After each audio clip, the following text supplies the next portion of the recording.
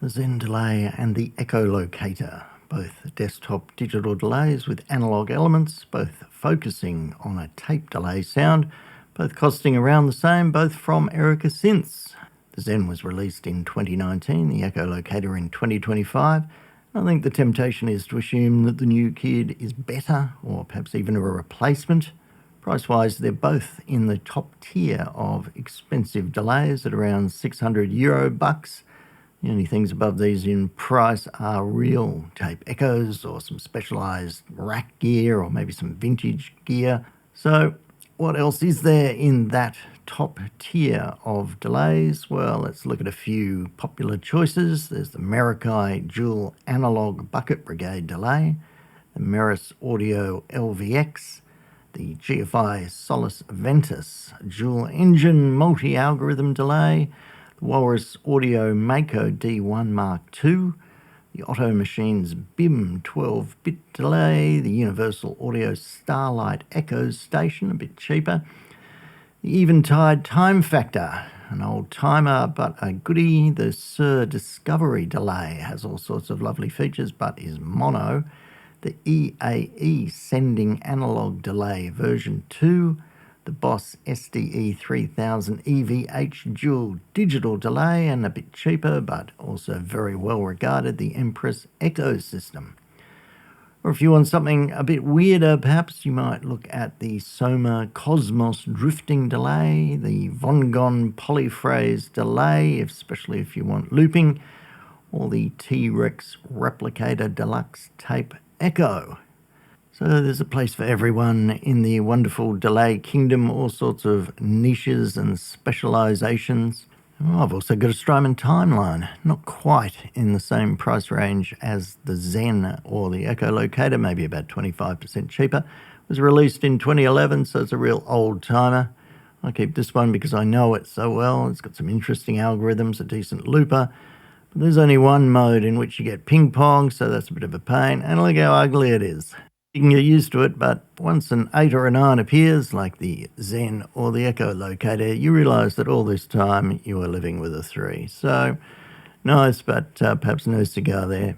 I've also got a Boss SDE3, which is a quite beautiful, I think, stereo digital delay. It's the little brother of the Boss SDE 3000 EVH.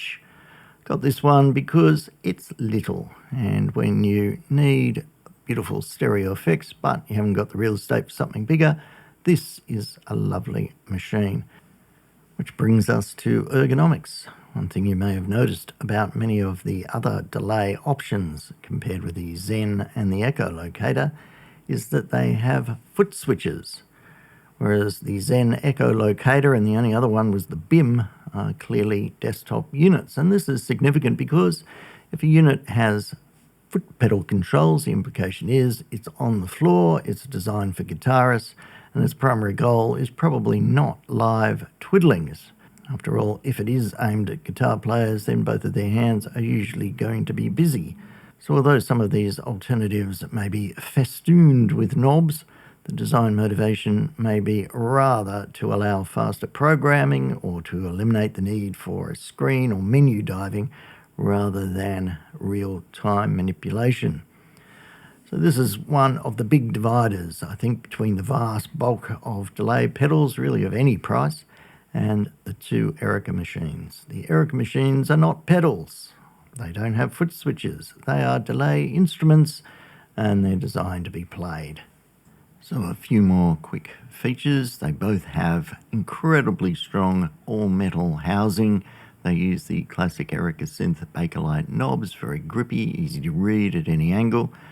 Neither of them have any secondary knob functions. The Echolocator has patch memories, the Zen doesn't, though the only patch I've ever made for the Echolocator is the one I made for this video. The Echo outputs are balanced, the Zen outputs are unbalanced. They're both digital delays with analog elements. The Zen has its rather obvious tube for genuine tube saturation, and the Echo has analog VCAs, which you can switch off if you want to. Both are designed to take guitar and line level, and they both have foot switch input, which can be configured. When it comes to delay time, the Zen manual is curiously ambiguous. It says both 1 millisecond to 5 seconds, and then when explaining the time knob, it says 3 milliseconds to 3 seconds. Maybe we can just say very small to big enough. In sync mode with the Zen with some finagling, supposedly you can squeeze in up to 20 seconds. The Echolocator spec is 4 milliseconds to 4 seconds. Both use Erica's somewhat odd method of time divisions, which has the tapped or sync time in the middle, and then a quarter, a third, or a half to the left, or 2, 3, and 4 times the clock speed to the right. The Echolocator also has some expanded options on this with 16, 3, and 8. When we get to MIDI, the differences between the Zen and the Echo become a lot more evident. The Zen has a single MIDI DIN in, which receives clock, and that's it. That's all it does. The Echo has MIDI DIN in and a configurable through port with a comprehensive spec. There's CC access to every parameter except input gain and volume, and you can change the MIDI CC for any parameter as well. And if you're a hardcore MIDI user, that's a beautiful thing. Let's look at some of the differences. There's obviously no screen versus screen. For some people, a screen equals menu diving and is a negative. Some also see a screen as a potential long-term point of failure. The alternate view is that you can't have easily accessible deep options without a screen.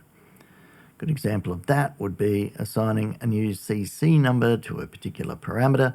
That's going to be tedious without a screen and almost impossible to verify without actually testing it. So if you want those sort of functions, then you need a screen. Now the Zen doesn't need a screen because it doesn't have any deep options to change.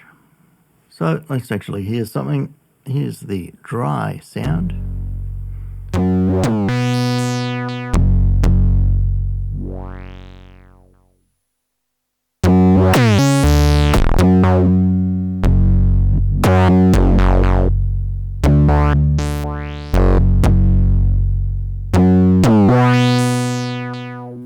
So a pattern there with some breaks and gaps so we can hear a bit of the feedback and the filter effects.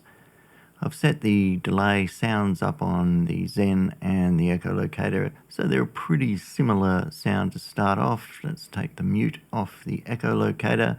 Blue is the Echolocator, red is the Zen, although in this other mode here it's going to be pretty obvious which unit is playing.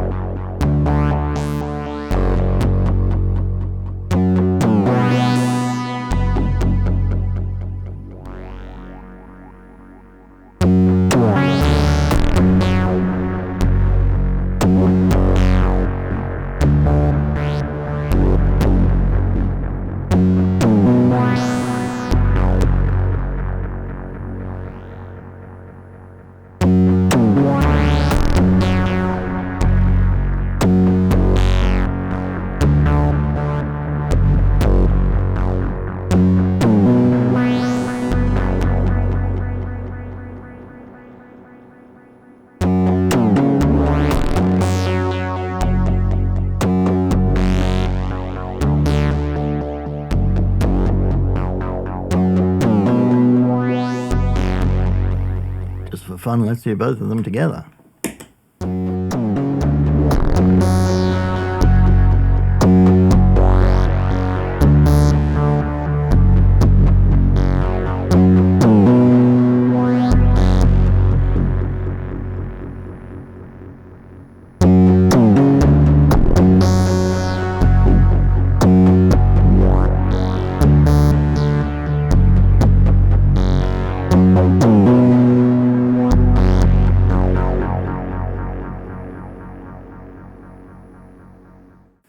So let's look at some of the special abilities with each machine. With the Zen, you can switch off the delay. At the moment, it's on tape ping pong. We can switch the delay off. So with the delay off,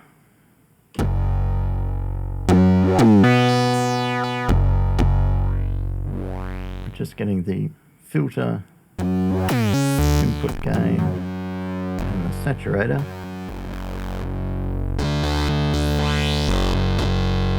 And the wet dry knob does interesting things.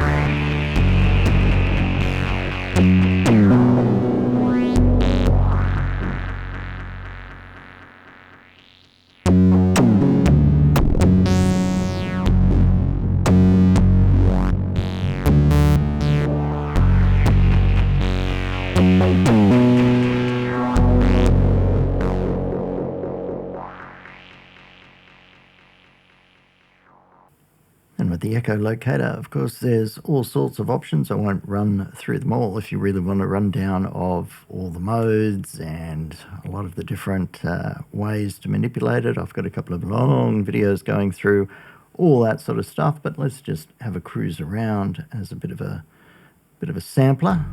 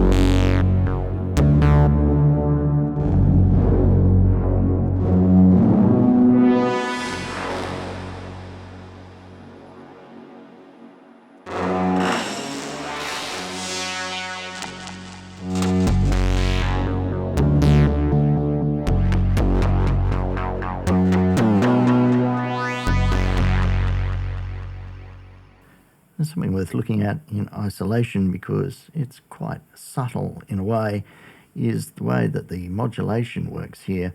The modulation speed and depth, but that always applies to the time and goes up to 2 Hertz. And then, somewhat oddly placed, you've got the orbit function here, which adds jitter to that modulation as well.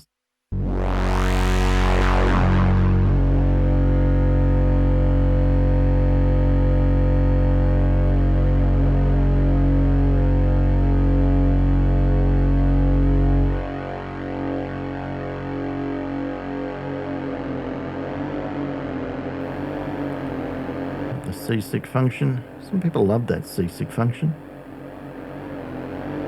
It's on a lot of delays. And we've got the orbit.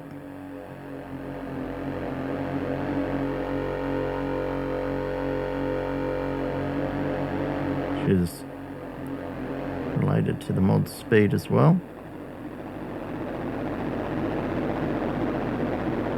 So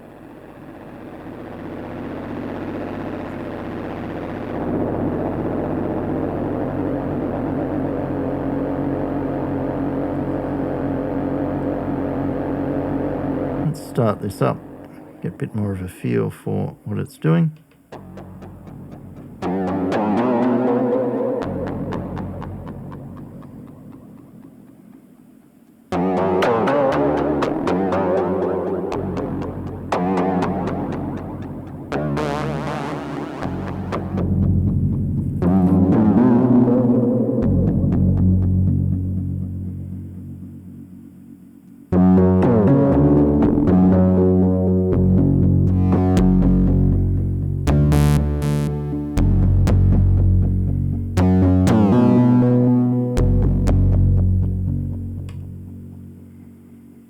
Another significant feature on the Echolocator is the pitch shift controls. The pitch shift range from -12 to +12 semitones, and then the intensity of that effect. There's two modes, so you can have wet and dry at 100, or as I've got it configured, when you get to 100, it's 100% wet on the pitch shift.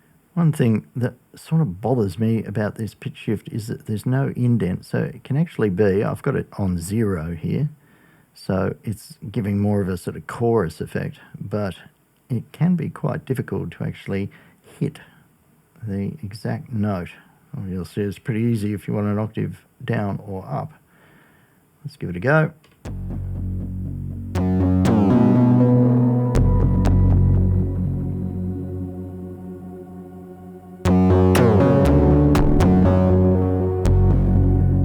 Modulation for now.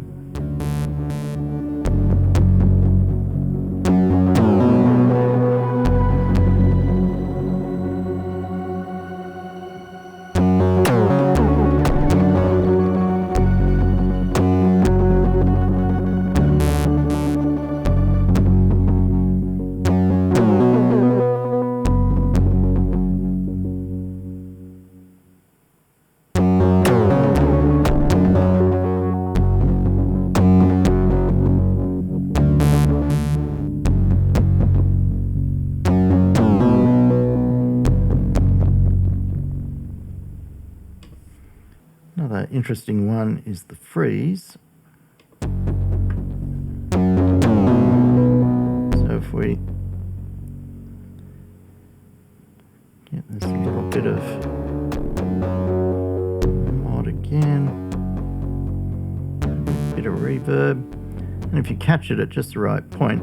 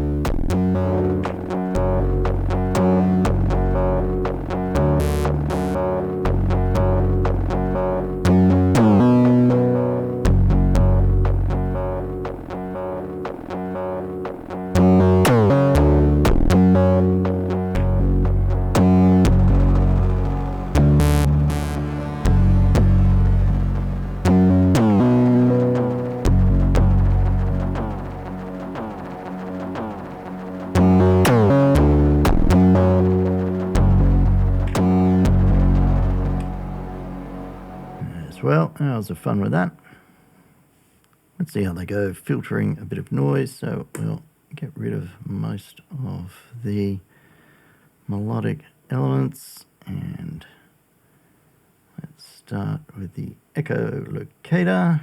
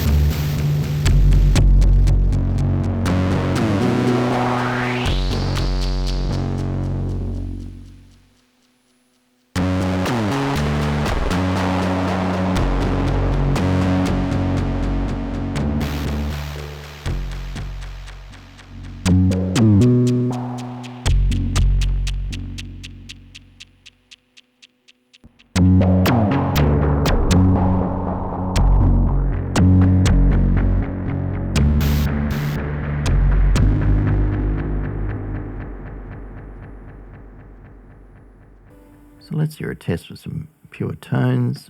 Let's mute the echolocator for now. Here's the dry tone, just suitably god-awful.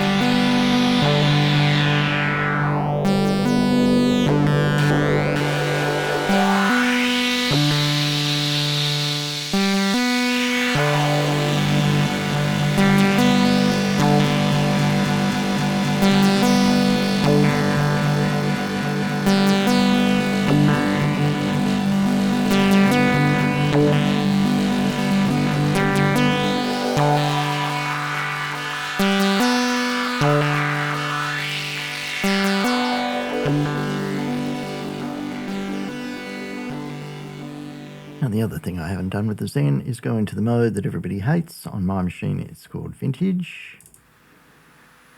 And you can probably hear, if you've got headphones, you can certainly see in the EQ there the beautiful noise floor that you instantly get. Let's see whether we can make something of it. Actually, I never use it myself, but who knows?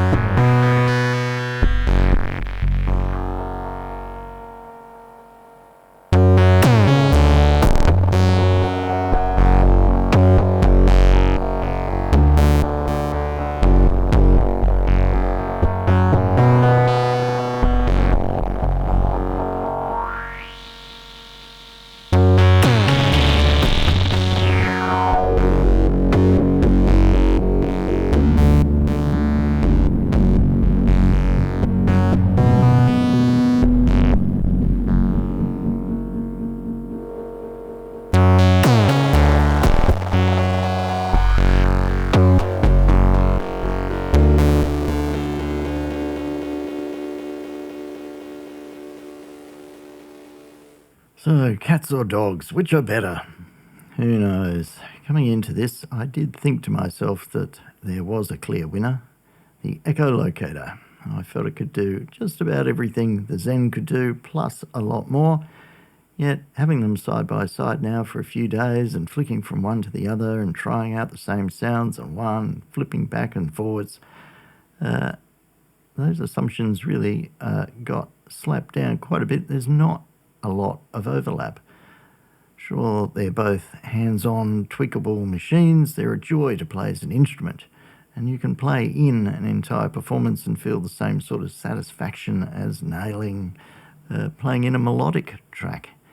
And they're both beautiful, robust machines. But the Zen is a very different beast to the Echolocator. It's dirty, it's gritty, it's even a bit loose. It has some flaws and limitations, but it is full of character, that's for sure. Whereas the Echolocator, I think it's precise, it's versatile, there's the reverb, there's the pitch shifter, you can move the filter position, which is fantastic, and while it doesn't have the immediate character of the Zen, you can easily customize its standard configuration to suit your sound, and then of course save that sound. No presets on the Zen. So for me, the days I spent twiddling and fiddling with these units didn't lead to one being better than the other. It really just made me appreciate the differences and decide I definitely have to keep both.